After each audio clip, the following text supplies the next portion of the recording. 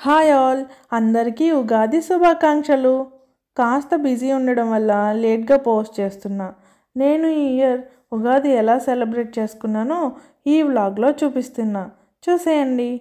ఈ వ్లాగ్ అయితే first time చాలా లెంతీగా చేస్తున్నా. అలా అని నేను యూస్ఫుల్ లేకుండా అయితే కంటెంట్ పెట్టలేదు. అందరికీ నచ్చుతుంది. సో వీడియో లాస్ట్ వరకు చూసేయండి, స్కిప్ చేయకుండా. నేను ఉదయం 5 గంటలకు లేచి హెడ్ బాత్ చేసి కుడుములు ప్రిపేర్ చేయడం స్టార్ట్ చేశా. అంత ఎర్లీగా ఎందుకు అని డౌట్ వచ్చిందా? నేను మీ డౌట్ క్లియర్ చేస్తా. గోదావరి జిల్లాలో one of the famous temple visit చేయడానికి వెళ్తున్నాం. సో టెంపుల్కి తీసుకొని వెళ్ళడానికి ప్రసాదం అయితే రెడీ చేస్తున్నా. ఇలా చిన్నిగా కుడుములు చేస్తే టెంపుల్లో ప్రసాదం పంచిపెట్టడానికి బాగుంటుంది అని టైం పట్టినా సరే ఇలా చిన్నిగా తయారు చేశా. నెక్స్ట్, ఉగాది అనగానే ముందు గుర్తొచ్చేదే ఉగాది పచ్చడి. మరి డేని దాంతోనే స్టార్ట్ చేయాలిగా. సో ఉగాది పచ్చడిని ప్రిపేర్ చేసి దేవుడికి దండం పెట్టుకొని ఉగాది పచ్చడి తిని డేనైతే స్టార్ట్ చేసాం. మేమైతే పాలకొల్లు నుండి స్టార్ట్ అయ్యాము. అలా చించినాడ బ్రిడ్జి నుండి వెళ్తున్నాము. దీనికోసం గోదావరి పీపుల్ అందరికీ తెలుసు, కానీ మిగతా వారికి కూడా తెలియాలి కదా. ఏం లేదండి, ఈ బ్రిడ్జ్ వెస్ట్ గోదావరి ఇంకా ఈస్ట్ గోదావరిని కలుపుతుంది. నేనైతే ఫ్రీక్వెంట్లీ ఈస్ట్ గోదావరి వస్తూనే ఉంటాను. నేను ఎప్పుడు బైక్ మీద జర్నీ చేసినా బ్రిడ్జ్ మీద కాసేపు ఆగి వ్యూ అయితే ఎంజాయ్ చేస్తాను. నాకులాగా ఇక్కడ ఆగి వ్యూ ఎంజాయ్ చేసే వాళ్ళు ఎంతమంది ఉన్నారో కమెంట్ చేసేయండి. నేను ఒక్కదాన్నే వ్యూ ఎంజాయ్ చేస్తే ఎలా? మీరు కూడా ఎంజాయ్ చేయాలిగా. మీకోసం నేను టైం లేకున్నా సరే కార్ ఆపించి మరీ వ్యూ అంతా వీడియో తీసా, చూసేయండి.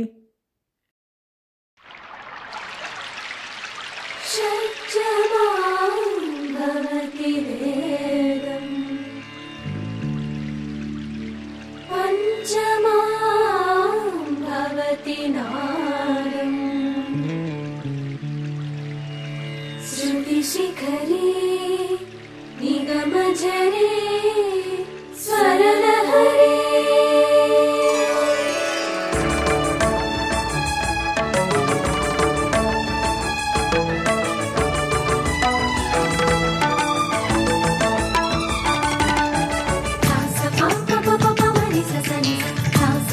సరే, జర్నీ కంటిన్యూ చేద్దాం. నేనైతే ఈ వీడియోలో మీకు 3 టెంపుల్స్ చూపిస్తున్నా.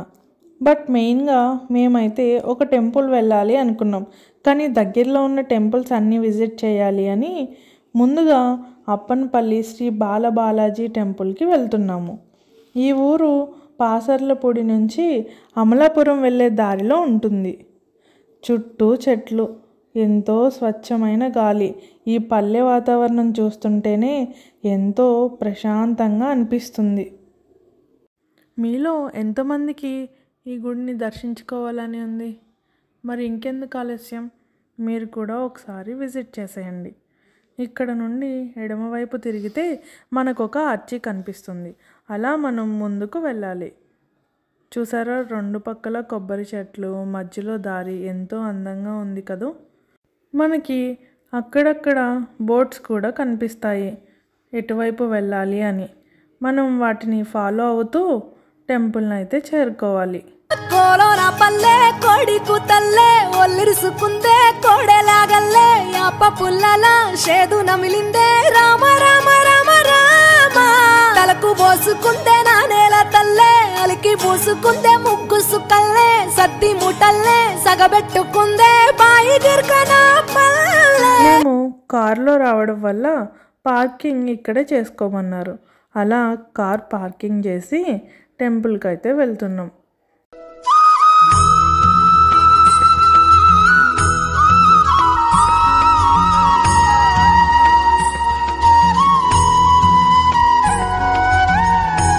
ముందుగా మనం పాత ఆలయానికి వెళ్ళి దర్శించుకుందాం.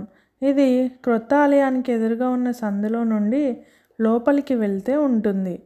ఇక్కడికి అయితే మనం నడిచే వెళ్ళాలి. దారిలో చాలా షాప్స్ కూడా ఉంటాయి. అలా ముందుకు వెళ్తుంటే పాత ఆలయం మనకి కనిపిస్తుంది.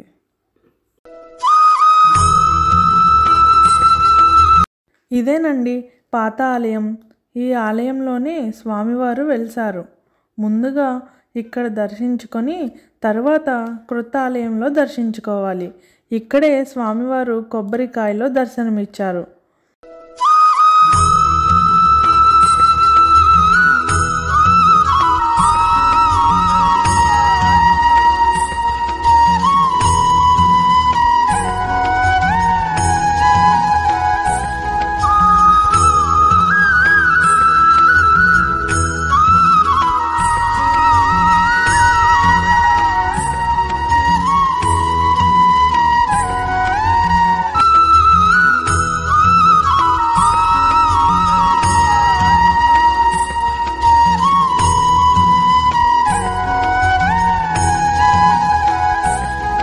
ఇప్పుడు మనం కొత్త ఆలయాన్ని దర్శించుకుందాం రండి. ఓం నమో వెంకటేశాయ. బాల తిరుపతి అప్పనపల్లి అని పిలువబడే క్షేత్రం యొక్క విశిష్టత తెలుసుకుందాం. ముల్లెటి రామస్వామి గారు, ఆదిలక్ష్మి దంపతులు స్వామివారు వెలిసిన దేవాలయంలో కొబ్బరికాయలు వ్యాపారం చేస్తూ ఉండేవారట. ఆయన స్వామికి చాలా భక్తుడు కాబట్టి ఏమని దండం పెట్టుకున్నాడంటే, స్వామి నాకు కానీ లాభం వస్తే నాకు వచ్చిన లాభంలో నీకు భాగం ఇస్తా అని దండం పెట్టుకున్నాడు. అలా ఇచ్చిన మాట ప్రకారం ప్రతి సంవత్సరం దేవుని వాటా పట్టుకొని తిరుపతి వెళ్ళి స్వామివారి హుండీలో వేసేవారు.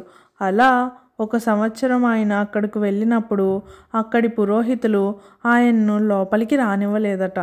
అప్పుడు ఆయన ఏం తప్పు జరిగింది, ఎందుకు ఇలా అయింది అని ఆలోచిస్తూ దిగులుగా కూర్చుండిపోయారట. అప్పుడు స్వామివారు చిన్న బాలుడి రూపంలో దర్శనమిచ్చి, నువ్వు ఇక్కడ వరకు రానక్కర్లేదు, నేనే నీ దగ్గరకు వస్తాను అని చెప్పారు. అలా అక్కడ నుండి తిరిగి వచ్చి ఆయన వ్యాపారం చేసుకుంటున్నారు. ఆయన వ్యాపారం చేస్తున్నటువంటి స్థలంలో ఒకరోజు కొబ్బరికాయలో ఆ స్వామివారు శ్రీదేవి భూదేవి సమేత శ్రీ బాలబాలాజీ స్వామివారు దర్శనమిచ్చారు. అలా అక్కడే స్వామివారికి సేవ చేసుకుంటూ ఉండేవారు. అలా అందరికీ తెలిసి రావడం వల్ల స్వామివారికి సమర్పించిన కానుకలు అన్నీ ఉపయోగించి ఆలయ నిర్మాణం చేసి తిరుపతి నుండి స్వామివారి విగ్రహం తీసుకొచ్చి ప్రతిష్ఠ చేశారు. అదేనండి ఈ గుడి యొక్క విశిష్టత. ఇంకా ఉగాది రోజు గుడిని ఎంత అందంగా అలంకరించారో మీరు కూడా చూడండి.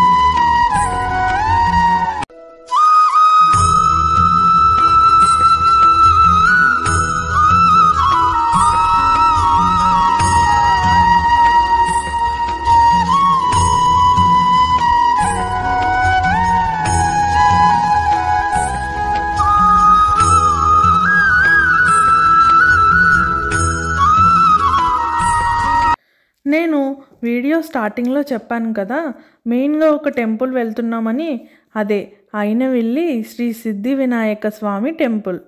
స్వయంభూ గణపతి క్షేత్రాలలో ఈ అయినవిల్లి ఒకటి. ఈ గుడి అమలాపురం నుండి 12 కిలోమీటర్ల దూరంలో ఉన్న అయినవిల్లి గ్రామంలో ఉంది. ఏ తెల్ల తెల్లని పాలధారలల్ల పల్లె తెల్లారుతుంటదిరా గుళ్ళోని గంటలు కాడెట్ల మెడలోన జంటగా మోగుతూ ఉంటాయిరా నాగలి భుజన పెట్టుకుంటే దోస్తులు చెయ్యేసినట్టేరా కొట్టు గోదా పక్కన ఉంటే కొండంత బలగం ఉన్నట్టురా చల్లగాలి మోసుకొచ్చేరా సేను శిలకల ముచ్చట్లు దారి పొడుగు సెట్ల కొమ్మలా రాలుతున్న పూల సప్పట్లు గట్టి మోపులు కాల్వ గట్టులు చెమట సుక్కల్లో తడిసిన ఈ మట్టి గంధాల పల్లెటూరు దీని తీరే అమ్మ తీరు రంగులోన దాసి పెట్టి కొడుకుకిచ్చే ప్రేమ వేరు ఊరు పల్లెటూరు దీని తీరే కన్న కూతురు కళ్ళ ముందే ఎదుగుతున్న సంబరాల పంట పైరు. నేనైతే టెంపుల్ దగ్గర జనం చూసి ఇంకా లోపలికి వెళ్ళలేమేమో అనుకున్నాం. అసలు గుడి అంతా జనంతో నిండిపోయిందండి. కనీసం నడవడానికి కూడా ఖాళీ లేదు. ఇప్పుడు మనం గుడి యొక్క విశిష్టత తెలుసుకుందాం. ఇక్కడ 2 కథలు ఉన్నాయండి. మొదటి కథ ప్రకారం దక్ష ప్రజాపతి దక్షయజ్ఞాన్ని ప్రారంభించడానికి ముందు ఇక్కడ పూజలు నిర్వహించారని చెబుతారు. అలాగే మరో కథ ప్రకారం వ్యాస మహర్షి దక్షిణ భారతదేశంలో యాత్ర ప్రారంభ సమయంలో ఇక్కడ వినాయకుడిని ప్రతిష్ఠించారని, ఈ వినాయకుడు భక్తుల కోర్కెలు తీర్చే వరసిద్ధి వినాయకుడు అవుతాడని చెప్తారు. ఎలా అయితేనే టికెట్ తీసుకుని లైన్లోకి అయితే వచ్చామండి. మేము లైన్లో ఉన్న ప్లేస్లోనే ఒక 45 మినిట్స్ కదలకుండా ఉన్నామండి. నాకైతే ఇంకా ఓపిక అయిపోయింది అనే టైంకి లైన్ అయితే కదిలింది. నిజంగా దేవుడి దగ్గరకు వెళ్ళాక అంతసేపు వెయిట్ చేయడంలో తప్పు అయితే లేదో అనిపించింది. మనసంతా ఎంతో హాయిగా ఉంది. అలా దేవుణ్ణి దర్శించుకొని బయటకు వచ్చి కుడుములు ప్రసాదం ప్రిపేర్ చేసి తీసుకొచ్చాను కదా మార్నింగ్, అది అయితే అందరికీ పంచిపెట్టాను. మార్నింగ్ స్టార్ట్ అవుతున్నప్పుడే అనుకున్నాం భోజనం టెంపుల్లోనే చేయాలి అని. ఎందుకంటే మళ్ళీ మళ్ళీ వెళ్ళలేం కదండి. భోజనం చూసారా ఎంత బాగా పెట్టారో. దేవుని ప్రసాదం అంటేనే ఎంతో టేస్టీగా ఉంటుంది. ఎక్కడ స్వీట్ తినని నేను కూడా ఫస్ట్ టైం స్వీట్ తినేసా. అలా ఈ ఉగాది రోజు విఘ్నేశ్వరుని దర్శన భాగ్యం మాకు కలిగింది. ఇంకా పక్కనే క్షాణముక్తేశ్వర స్వామివారి గుడి ఉంటే అది కూడా దర్శించుకున్నాం. అలా ఈ సంవత్సరం నా ఉగాది చాలా పీస్ఫుల్గా గడిచింది. ఇలాగే ఇయర్ అంతా ఉండాలి అని ఆ విఘ్నేశ్వరుని తలుచుకుంటూ ఈ వీడియో కానీ మీకు నచ్చినట్లయితే please like, share and subscribe to my YouTube channel.